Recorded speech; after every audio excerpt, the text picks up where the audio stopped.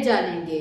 साथ ही दोस्तों, अगर आप मोहनजोदाड़ो के इतिहास के बारे में जानना चाहते हैं, साथ ही अगर आप ये वीडियो अपने एग्जाम के मोटिव से देख रहे हैं, तो आप हमारे बताए गए हर एक पॉइंट्स को अपने एग्जाम में इसी तरीके से लिख सकते हैं, जिसकी वजह से आपको काफी अच्छे मार्क्स अपने एग्जाम में मिल सकते हैं।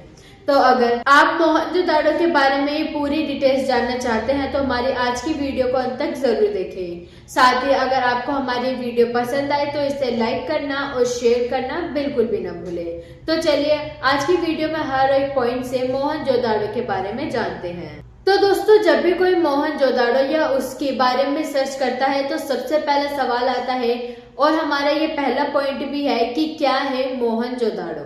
तो आपको बता दें कि मोहनजोदाड़ो सिंधी भाषा का शब्द है, जिसका अर्थ होता है मुर्दों का टीला। साथ ही इसे मोहनजोदड़ो भी कहा जाता है। चार्ल्स मैसल ने सर्वप्रथम हड़प्पा के विशाल टीलों की ओर अपना ध्यान दिया। मोहनजोदाड़ो सिंधु घाटी सभ्यता का एक नगर है जो विशालकाय टीलों से बना हुआ है। साथ ही ये नगर सिंधु घाटी के प्रमुख नगर हड़प्पा के अंतर्गत आता है। सिंधु नदी के किनारे के दो स्थानों हड़प्पा और मोहनजोदाड़ो में की गई खुदाई में सबसे प्राचीन और पूरी तरह से विकसित नगर और सभ्यता के अवशेष मिले हैं। सर जॉन मार्शल ने सिंधु घाटी सभ्यता को हड़प्पा सभ्यता का नाम दिया, जिसे आद्य ऐतिहासिक युग माना गया। इस सभ्यता की समकालीन सभ्यता मेसोपोटामिया थी। वहीं दूसरा पॉइंट है कि आगे हड़प्पा और मोहनजोदाड़ो, इन दोनों में क्या फर्क है और ये दोनों क्या है। पाकिस्तान के पंजाब प्रांत में स्थित मोंटगोमरी जिले में रावी नदी के बाएं तट पर हड़प्पा नामक पूरा स्थल है, जबकि पाकिस्तान के सिंध प्रांत के लरकाना जिले में सिंधु नदी के दाहिने किनारे पर मोहनजोदाड़ो नामक नगर करीब 5 किलोमीटर क्षेत्र में फैला हुआ है। मोहनजोदाड़ो को हड़प्पा की सभ्यता के अंतर्गत एक नगर माना जाता है। इस समूचे क्षेत्र को सिंधु घाटी की सभ्यता भी कहा जाता है। साथ ही अब तक भारतीय उपमहाद्वीप में इस सभ्यता के लगभग 1000 स्थानों का पता चला है। अब इसे सैंधव सभ्यता कहा जाता है, यानी कि इस सभ्यता के एक नहीं बल्कि कई नाम हैं। साथ ही दोस्तों, जब इस सभ्यता की खोज की गई थी तो इससे कई सारे अवशेष और काफी सारी खोज मिली थी। साथ ही दोस्तों, इसको कहीं ना कहीं हिंदू धर्म से संबंधित माना गया है। तो आइए अगले पॉइंट में जानते हैं कि आखिर मोहनजोदाड़ो का हिंदू धर्म से क्या संबंध है। हड़प्पा तथा मोहनजोदाड़ो में असंख्यक देवियों की मूर्तियां प्राप्त हुई है। ये मूर्तियां मातृ देवी या प्रकृति देवी की है। प्राचीन काल से ही मातृ या प्रकृति की पूजा भारतीय करते आ रहे हैं और आधुनिक काल में भी कर रहे हैं। यहाँ हुई खुदाई से पता चला है कि हिंदू धर्म की प्राचीन काल में कैसी स्थिति थी। सिंधु घाटी की सभ्यता को दुनिया की सबसे रहस्यमय सभ्यता माना जाता है, क्योंकि इसके पतन के कारणों का आज तक खुलासा नहीं हुआ है। आखिर वो कौन से कारण थे जिसकी वजह से ये सभ्यता कुछ ऐसे ही खत्म हो गई, इसके बारे में अभी तक नहीं पता चल पाया। साथ ही चार्ल्स मैसन ने वर्ष 1842 में पहली बार हड़प्पा सभ्यता को खोजा था। इसके बाद दयाराम साहनी ने 1921 में हड़प्पा की आधिकारिक खोज की थी तथा इसमें एक अन्य पुरातत्विक माधव स्वरूप वत्स में उनका सहयोग किया था। इस दौरान हड़प्पा में कई ऐसी चीजें मिली जिसे हिंदू धर्म से जोड़ा जा सकता है। पुरोहित की एक मूर्ति, बैल, नंदी, मातृ देवी, बैलगाड़ी और शिवलिंग जैसी कई महान चीजें। 1940 में खुदाई के दौरान पुरातात्विक विभाग के MS वत्स को एक शिवलिंग मिला जो लगभग 5000 पुराना था। शिव जी को पशुपतिनाथ भी कहा जाता है। और ऐसी ही मिली तमाम चीजों की वजह से हिंदू सभ्यता का संबंध कहीं ना कहीं हिंदू धर्म से जोड़ा जाता है। तो आइए अब अपने अगले पॉइंट की तरफ बढ़ते हैं कि आखिर मोहनजोदाड़ो के संस्थापक कौन थे और इसकी कब स्थापना हुई होगी। तो दोस्तों ऐसा माना जाता है कि 2600 ईसा पूर्व अर्थात आज से करीब 4616 वर्ष पहले इस नगर की स्थापना हुई होगी। कुछ इतिहासकारों के अनुसार इस सभ्यता का काल निर्धारण किया गया है। लगभग 2700 ई पूर्व से 1900 ई पूर्व तक का माना जाता है। हड़प्पा के इस नगर मोहनजोदड़ो को सिंध का बांग भी कहा जाता है। इतिहासकारों के अनुसार हड़प्पा सभ्यता के निर्माता द्रविड़ लोग थे। अब अगर द्रविड़ लोगों की बात चल ही रही है तो हमारा अगला पॉइंट आता है कि आखिर मोहनजोदाड़ो के लोग क्या क्या जानते थे, कि आखिर इतने पुराने समय के लोग किस तरह से रहते थे, साथ ही दुनिया के बारे में क्या जानते थे। तो दोस्तों मोहनजोदड़ो से सूती कपड़े के उपयोग के प्रमाण मिले हैं। इसका मतलब ये है कि वह कपास की खेती के बारे में जानते थे। इतिहासकारों के अनुसार सबसे पहली बार कपास उपजाने का श्रेय हड़प्पा वासियों को ही दिया गया है। हड़प्पा सभ्यता के मोहनजोदड़ो से कपड़ों के टुकड़े के अवशेष, चांदी के एक फूलदान के ढक्कन तथा कुछ अन्य तांबे की वस्तुएं मिली हैं। यहाँ के लोग शतरंज का खेल भी जानते थे और वह लोहे का उपयोग करते थे। इसका मतलब ये है कि वह लोहे के बारे में भी जानते थे, यानी कि इतने पुराने समय भी लोग काफी सारी चीजों के बारे में जानते थे, साथ ही वह खेल के बारे में भी काफी जानकारी रखते थे। वहीं इसके अलावा यहाँ के प्रांत मोहरों को सर्वोच्चतम कलाकृतियों का दर्जा प्राप्त है। हड़प्पा नगर के उत्खनन हड़प्पा नगर की खुदाई से तांबे के मोहरे प्राप्त हुए हैं। इस क्षेत्र की भाषा की लिपि चित्रात्मक थी।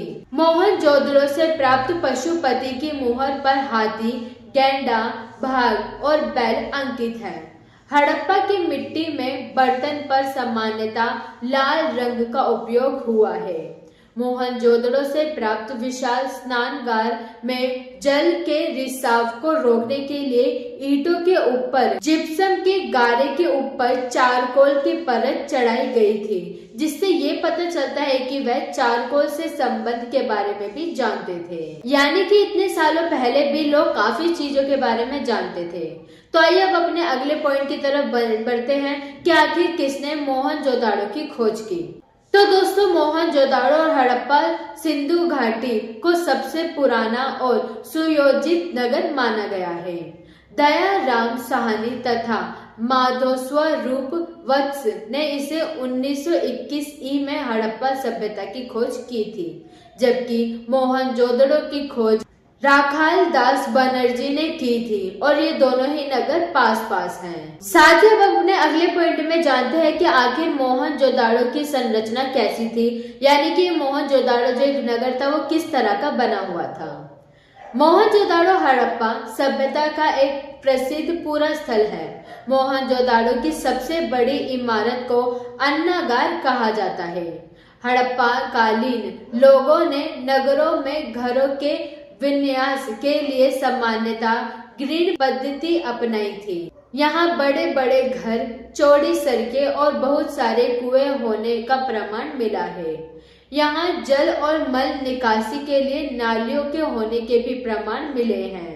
यानी कि इससे साफ होता है कि ये नगर वर्तमान यानी आज के नगरों के जैसे ही विकसित और बनाए गए थे। साथ ही ऐसा माना जाता है कि ये शहर 200 हेक्टेयर क्षेत्र में फैला है। हड़प्पा सभ्यता का समूचा क्षेत्र त्रिभुजाकार का है, जिसमें मोहनजोदाड़ो भी आता है। साथ ही इसके अलावा मोहनजोदाड़ो में एक विशाल स्नानागार को सबसे महत्वपूर्ण सार्वजनिक स्थल कहते हैं और विशाल स्नानागार यानी नहाने की जगह के निकट विशाल कक्ष 20 स्तंभों पर आश्रित है। यहाँ 8 फीट गहरा, 23 फीट चौड़ा और 30 फीट लंबा कुंड भी है। इसमें वाटर रूफ ईंटें भी लगाई गई हैं। ऐसा माना जाता है कि इसका इस्तेमाल नहाने के लिए किया जाता था। मोहनजोदाड़ो से प्राप्त विशाल स्नानागार में जल के रिसाव को रोकने के लिए ईंटों के ऊपर जिप्सम के गारे के ऊपर चारकोल की परत भी चढ़ाई गई थी, जिससे पता चलता है कि वह चारकोल से भी संबंध के बारे में जानते थे। इस नगर की सड़कों और गलियों में आज भी घूमा जा सकता है। यहाँ की दीवारें और सड़कें आज भी काफी मजबूत हैं। अब आइए अपने अगले पॉइंट में जानते हैं कि आखिर जब मोहनजोदाड़ो की खुदाई की गई तो आखिर उससे क्या क्या मिला। मोहनजोदाड़ो की खुदाई में इस नगर की इमारतें, स्नानघर, मुद्रा, मोहर, बर्तन, मूर्तियां, फूलदान आदि अनेक वस्तुएं मिली।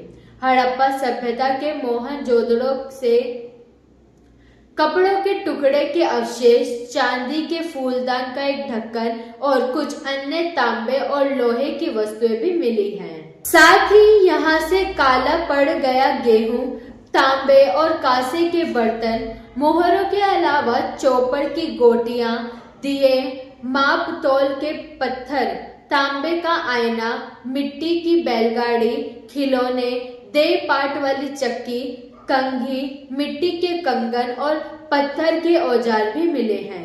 यहाँ खेती और पशुपालन संबंधित कई अवशेष भी प्राप्त हुए। बताया जाता है कि सिंध के पत्थर और राजस्थान के तांबे से बने उपकरण यहाँ की खेती में इस्तेमाल किए जाते थे। हल से खेत जोतने का एक साक्ष्य हड़प्पा सभ्यता के कालीबंगा से भी मिला है। साथ ही मोहनजोदाड़ो से प्राप्त पशुपति की मोहर पर हाथी, गैंडा, बाघ और बैल अंकित है। हड़प्पा की मिट्टी के बर्तन पर सामान्यतः लाल रंग का उपयोग हुआ है। यहाँ से खुदाई से प्राप्त अवशेषों और नगर में दुनिया की सबसे प्राचीन सभ्यता का पता चला, जिसे बाद में सिंधु घाटी के सभ्यता का नाम दिया गया है। तो दोस्तों, अब तक तो हमने वीडियो में जाना कि आखिर इसकी खोज किसने की, कैसे हुई, किस तरह की इसकी संरचना थी, साथ ही हमें इस खुदाई से क्या क्या मिला। आइए अब वीडियो के अंत में जानते हैं कि आखिर इस सभ्यता के नष्ट होने का कारण क्या था। तो दोस्तों, मोहनजोदाड़ो की सभ्यता के नष्ट होने का पहला कारण बताया जाता है और ये है कि पृथ्वी की संरचना, आंतरिकी में हुए बदलाव, भूकंप और जलवायु परिवर्तन के चलते यहाँ सरस्वती भूमिगत हो गई। वहीं सिंधु नदी ने अपना मार्ग बदल दिया। पहले सिंधु हिमालय से निकलकर कंच की खाड़ी में गिरती थी और अब इसका रुख बदलकर अन्य जगह हो गया है। साथ ही लगभग इसी काल में एक वैश्विक सूखा पड़ा, जिसके कारण संसार की सभ्यताएं प्रभावित हुई और इसका दक्षिणी यूरोप से लेकर भारत तक पर असर हुआ। करीब 2200 ईसा पूर्व में मेसोपोटामिया की सुमेरियाई सभ्यता की पूरी तरह खत्म हो गई। उस समय मिस्र में पुराना साम्राज्य इस जलवायु परिवर्तन के कारण समाप्त हो गया।